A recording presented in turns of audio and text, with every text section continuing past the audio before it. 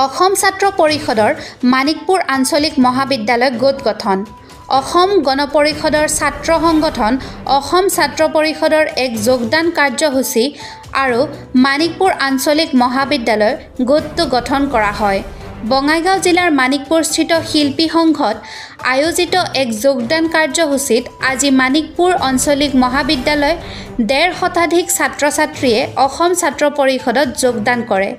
মানিকপুৰ আঞ্চলিক মহাবিদ্যালয়ৰ ছাত্ৰ একতা সভাৰ নিৰ্বাচনত অংশগ্ৰহণ কৰা উদ্দেশ্যেৰে অসম ছাত্ৰ পৰিষদৰ মানিকপুৰ আঞ্চলিক মহাবিদ্যালয়ত ছাত্ৰ পৰিষদৰ এটি গোট গঠন কৰা হয়।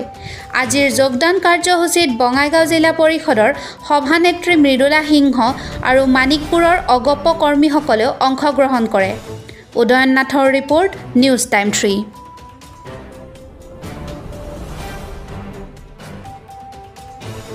আজি অসম ছাত্ৰ পৰিষদৰ এটি যোগদান কাৰ্যসূচী আছিলে। মানিকপুৰ আঞ্চলিক মহাবিদ্যালয়ৰ যিসমূহ ছাত্ৰ ছাত্ৰী আছে, প্ৰাক্তন ছাত্ৰ একতা সভাৰ বিষয়ববীয়াসকল বৰ্তমানৰো আৰু মানিকপুৰ আঞ্চলিক মহাবিদ্যালয়ৰ ছাত্ৰ ছাত্ৰীসকলে আমাৰ অসম ছাত্ৰ পৰিষদৰ প্ৰতি আকৰ্ষিত হৈ আজি আমাৰ সংগঠনটোত আনুষ্ঠানিকভাৱে যোগদান কৰিছে। কমেও ১৫০ জন ছাত্ৰ ছাত্ৰী ইয়াতে উপস্থিত আছে আৰু তেখেতসকলে আনুষ্ঠানিকভাৱে আজি আমাৰ সংগঠনটোত যোগদান কৰিব।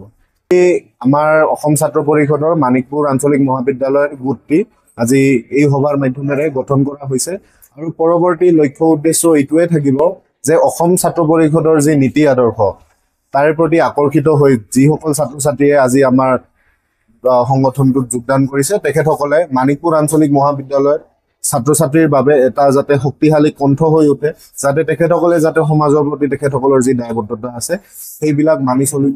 সেই ধৰণে এই অঞ্চলৰ ৰাইজৰ কাৰণে বা মহাবিদ্যালয়ৰ ছাত্ৰ ছাত্ৰীৰ কাৰণে তেখেতসকলে এই মহাবিদ্যালয়ৰ গোটটিৰ জৰিয়তে তেখেতসকলে কাম কৰি যাব। কাৰ্যসূচীখন বিশেষকৈ আজি এইটো যে আগন্তুক মানিকপুৰ আঞ্চলিক মহাবিদ্যালয়ৰ যিটো ছাত্ৰ একতা সভাৰ নিৰ্বাচন আহি আছে, সেই নিৰ্বাচনখনত আমাৰ SCP দলৰ পৰা মানে অসম ছাত্ৰ পৰিষদ দলৰ পৰা আমি প্ৰাৰ্থিত্ব আগবঢ়াৰ কাৰণে যোজা চলাই আছোঁ আৰু সেইকাৰণে আজি এই মিটিংখন আমি অনুষ্ঠিত কৰিছিলোঁ যাতে আগন্তুক মানিকপুৰ আঞ্চলিক মহাবিদ্যালয় নিৰ্বাচন আমি জয়ী হ'ব পাৰোঁ আৰু সেইকাৰণে ইউনিট কমিটি এখনো গঠন কৰিলোঁ। কিমানজন ছাত্ৰ ছাত্ৰী আজি যোগদান কৰিলে? মোটামুটি ১৫০+ হৈছে ছাত্ৰ ছাত্ৰী আৰু কলেজত কিবা প্ৰগ্ৰাম থকাৰ কাৰণে আহিব পৰা নাই। পৰৱৰ্তী সময়ত আমি এইখিনি ষ্টুডেণ্ট আকৌ এটা মিটিং কৰিম বহুত মানে জনমত লৈ মেলি।